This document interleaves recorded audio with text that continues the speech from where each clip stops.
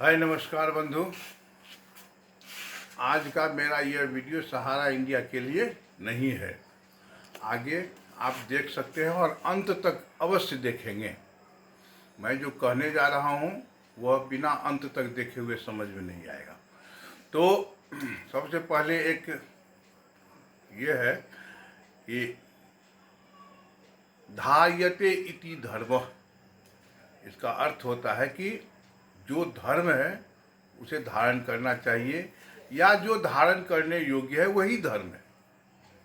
अब इस धारण करने में बहुत सारी बातें आती है कि क्या क्या धारण करने चाहिए।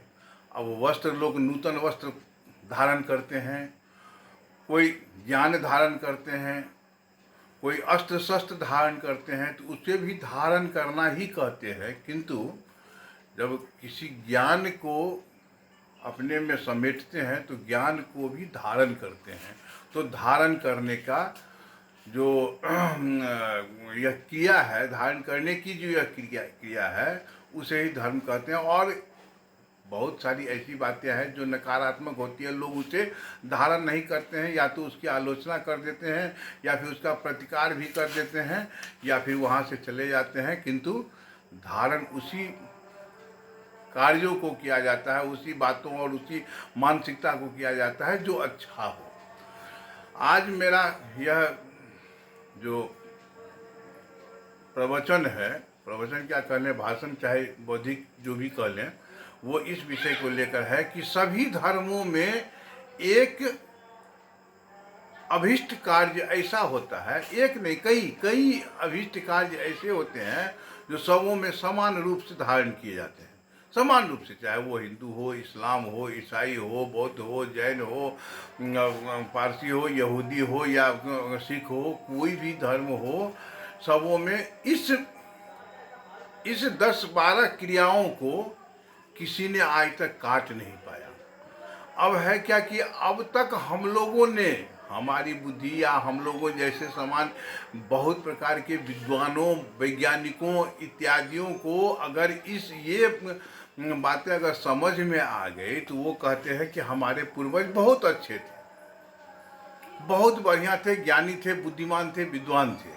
लेकिन जो बातें समझ में नहीं आई, वहाँ वही व्यक्ति यह कहने के लिए तत्क्षण ही तत्पर हो जाता है कि नहीं, ये सब अंधविश्वास है, ढोंग है, मनगढ़ंत है, पहले के लोग क्या पढ़े लिखे थे। मैं इसमें बहुत अधिक नहीं पढ़ना चाहता, किंतु मैं जो कहने जा रहा हूँ उसका यही एक अर्थ है कि धार्यते इति धर्मः, जो धारण करने योग्य है वही धर्म है। और यह धारण करने योग्य में क्या क्या चीज़ है, जो कुछ ऐसे शब्द या ऐसी क्रियाएं हैं जो सबों में समान रूप से पाई जाती है। अब जैसे देखिएगा कि सभी कहते हैं कि ऊपर वाला तुमको न्याय करे, अन्याय करे, कुछ भी करे, तो यानी सबके भगवान ऊपर ही क्यों होते हैं? सोचिए, सबके भगवान ऊपर ही क्यों होते हैं? किन्हीं के भगवान धरातल पर क्यों नहीं होते? किन्हीं के भगवान नीचे क्यों नहीं होते? वो ऊपर ही क्यों होते हैं? सबों में है। अब इस बात का अर्थ हम जितना निकाल पाए ठीक है, नहीं निकाल पाए तो व्यर्थ है। दूसरी बातें हैं कि किसी भी धर्मों में आप देखेंगे कि हर हाल में यही बात है कि नहीं, मिठाई चढ़ाई जाती है, उसमें मिठाई का भोग लगाया जाता है, या प्रसाद के रूप में हो या उत्साह के रूप में हो, कोई प्रसन्नता होती है, कोई हर्ष का वातावरण होता है, या हर्ष का जो है सो मतलब कोई संवाद होता है, तो उसमें नहीं, मिठाई चढ़ाओ। तुम्हारा पुत्र नौकरी को प्राप्त किया है तो मिठाई खिलाओ, भगवान को मिठाई चढ़ाओ। किसी में सुना है कि नहीं, नमकीन खिलाओ, बिरयानी खिलाओ, मांस भात खिलाओ? ऐसा कहीं नहीं हमने आज तक सुना है, क्योंकि यह मिठाई तो फिर मिठाई सभी धर्मों में क्यों प्राथमिक है, क्यों प्रमुख है कि नहीं, हम जो है सो भगवान को भी मिठाई चढ़ाते हैं और वही हम लोग खाते भी हैं। तो यह किसी धर्मों में आज तक इसको तोड़ नहीं पाया, क्योंकि मिठाई खाना मनुष्य के स्वाद के लिए ही नहीं बल्कि स्वास्थ्य के लिए भी बहुत ही लाभदायक है, बहुत ही लाभप्रद है। वो ये पूर्वज लोग जानते थे कि नहीं ये लोग मिठाई खा पाएगा कि नहीं खा पाएगा, तो एक बहाना लगा दिया कि नहीं इस प्रकार से तुमको मिठाई खाना है, और प्रतिदिन के अनुसार नहीं हो तो कम से कम सप्ताह में एक बार 2 बार अगर मिठाई खाते रहे तो स्वास्थ्य के लिए बहुत अधिक लाभदायक है। फल हो, मिठाई हो, दही हो, बहुत सारी बातें हैं। तो सबों के भगवान ऊपर ही क्यों होते हैं? सभी देवी देवताओं को मिठाई ही क्यों चढ़ाए जाते हैं? किसी किसी विशेष मंदिरों में इसकी व्यवस्था नहीं होकर कि जैसे भगवान जगन्नाथ के मंदिर में नमकीन चढ़ता है, तो यह एक आध को अपवाद मान करके समस्त धर्मों में यही है कि नहीं मिठाई। उसके बाद क्या है कि पूजा का एक विशेष स्थान बनता है, चाहे हिंदू में मंदिर हो या मस्जिद हो, गिरजाघर हो, कुछ भी हो, यह एक स्थान विशेष होता है जहाँ पूजा पद्धति को समारूप लागू किया जाता है। यह कहा जाता है कि अगर आपके नमाज का समय हो गया या पूजा का समय हो गया या कुछ भी हुआ तो वहाँ जा कर के आप कुछ देर बैठिए, वहाँ मनन करिए, वहाँ बिताइए। इससे होता है क्या कि वहाँ जो 150, 10, 20, 25, 50 प्रति व्यक्ति प्रत्येक दिन जाते आते हैं और वह जो ध्वनिचार करते हैं, ध्वनि का उच्चारण करते हैं, ऐसे में वहाँ सभी जानते हैं कि ध्वनि एक तरंग है और यह ऊर्जा है, ऊर्जा नष्ट नहीं होता है। तो यह आप आसपास के वातावरणों में गूंजता रहता है जो हमारी मानसिकता को सकारात्मक प्रभाव डालता है। इसीलिए एक विशेष स्थान पर पूजा पद्धति के लिए एक विशेष निर्दिष्ट स्थान बनाए जाते हैं। इस मिथक को समझने के लिए इसको अंधविश्वास कहने के लिए तो बहुत सारे लोग हैं, मनन करने वाले बहुत कम ही लोग होते हैं। इसके बाद अगर कुछ बढ़िया बात हमको दिखाई दिया तो हम अपने पूर्वजों का गुणगान तो कर लेते हैं, अगर हमारी समझ में नहीं आया तो हम उसी पूर्वजों का अपमान भी करने में हिचकते नहीं हैं। बहुत सारे लोगों के द्वारा जो मंत्रोच्चार का वह कंपन होता है, वह हमारी मानसिकता से लेकर हमारे शारीरिक से लेकर बहुत सारे रोगों का उपचार होता है ध्वनि के तरंगों से। यह हम समझ पा रहे हो नहीं समझ पा रहे हो, आज के वैज्ञानिक समझते हो तो वो आपको समझा सकते हैं, लेकिन बहुत सारी ऐसी बातें हैं जो समान रूप से है, ये सभी धर्मों पर लागू है। अब एक विशिष्ट बात है कि जैसे भारत जैसे स्थान पर क्या है कि नहीं मुसलमान लोग पश्चिम के मुंह घूम के नमाज अदा करते हैं, हिंदू पूरब या उत्तर, इसी प्रकार से सभी कर चलते। किंतु वही व्यक्ति जब मृत्यु को प्राप्त कर जाते हैं तो उनका शव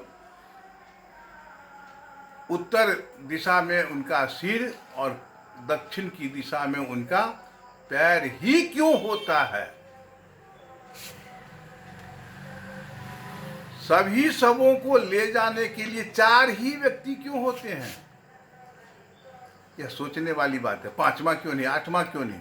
भले कोई किसी को कंधा लगाने के लिए 20 व्यक्ति कंधा देते हैं, लेकिन यह तर्कहीन तर्कविहीन बातें हैं। सिर्फ 4 ही, 5वां लेटे हुए हैं और 4 उनको कंधा दिए हुए हैं, ये सभी में समान रूप से। इसके पश्चात कभी हमने किसी को नहीं देखा है कि उत्तर दक्षिण करके मुंह करके, या तो मुंह उत्तर की दिशा में हो या मुंह दक्षिण की दिशा में हो, भोजन बनाते हुए। किसी भी महिलाओं को हमने नहीं देखा आज तक कि वह जब भी चूल्हे का मुंह होता है या तो पूरब की दिशा में हो या पश्चिम की दिशा में हो, यानी पूरब घूम के या पश्चिम घूम के ही हम भोजन तैयार करते हैं। यानी मेरे चूल्हा की दिशा पूरब पश्चिम ही क्यों? सोने के समय में हम उत्तर दक्षिण क्यों नहीं सोते हैं? उत्तर सिर देकर के क्यों नहीं सोते हैं? हम दक्षिण सिर रख सकते हैं, पूरब सिर रख सकते हैं, पश्चिम रख सकते हैं, उत्तर सिर रख के क्यों नहीं सोते? यह सब ऐसी बातें हैं जिनका अर्थ लगाना बहुत ही कठिन है, बहुत ही मनन और अध्ययन और खोज का यह विषय है। अब महिला की चर्चा हुई तो 1-2 बातें और कि महिलाएं बाल क्यों नहीं कटाती, बाल क्यों रखती हैं। सभी धर्मों में समान रूप से कि महिलाओं का बाल रखना क्यों आवश्यक है। क्या यह सौंदर्य का कारण है? नहीं नहीं नहीं, ऐसी बात नहीं है। यह प्रथा में है कि बाल महिलाएं नहीं कटाएगी। उन्हें सौंदर्य प्रसाधन जैसे कुछ ऑर्नामेंट होता है, तो ये सब तो उनके सौंदर्य को बढ़ाता है, किंतु इसमें ऑर्नामेंट का भी विशेष महत्व होता है कि सोने का जो ऑर्नामेंट होता है वह शरीर से लगकर पसीना से उसका रिएक्शन होकर शरीर को लाभ पहुंचाता है। तो जितनी बातें हम लोगों के समझ में आ चुकी है वो तो हमारे लिए बढ़िया है, हमारे पूर्वज बढ़िया थे। जो नहीं समझ में आ रही है वो अंधविश्वास है, वह मनगढ़ंत है। प्रत्येक महिलाएं हाथ में चूड़ी ही क्यों पहनती है, चाहे वह विधवा होने के पश्चात भी चूड़ी अवश्य पहनती है। और यह प्रथा आज से नहीं, बहुत ही प्राचीन है। श्रृंगार भले ही कोई कितनों कर ले, सौंदर्य कितनों ही अच्छा हो या बुरा हो, मैंने यह नहीं रखता है।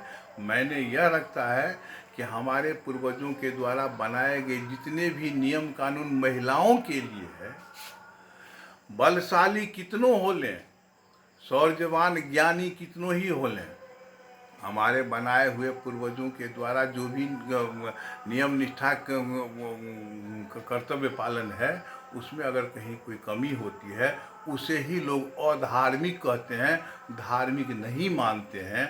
और यह सभी धर्मों में समान रूप से लागू होता है। यदि किन्हीं व्यक्ति को हमसे कोई कष्ट पहुंचा हो तो कृपया कमेंट करें, अच्छा लगा हो तो शेयर करें। बहुत बहुत धन्यवाद। जय हिंद, जय भारत, वंदे मातरम।